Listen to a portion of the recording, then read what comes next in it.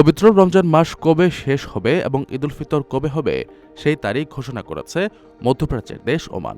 জ্যোতির্বিদদের হিসাব অনুযায়ী ওমান জানিয়েছে চলতি বছর রমজান ২৯ দিনে শেষ হতে পারে এবং ২০ মার্চ শুক্রবার ঈদ উল ফিতরের প্রথম দিন হওয়ার সম্ভাবনা রয়েছে।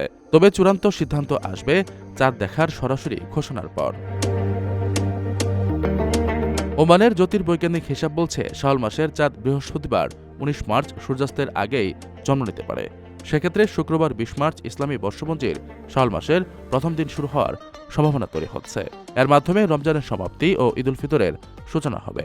তবে ওমান কর্তৃপক্ষ এবার আনুষ্ঠানিকভাবে সরাসরি চাঁদ দেখার ওপরই ঈদ শুরুর সিদ্ধান্ত নিচ্ছে।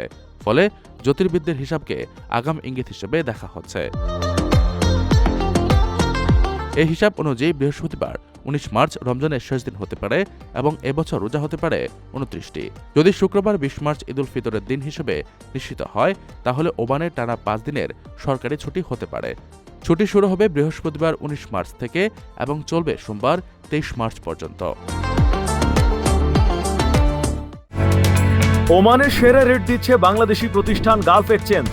প্রিয়জনকে টাকা পাঠাতে আজই আসুন আমাদের যে কোনো ব্রাঞ্চে অথবা কল করুন স্ক্রিনে দেয়া নাম্বারে। গালফ এক্সচেঞ্জ, বাংলাদেশিদের প্রিয় এক্সচেঞ্জ।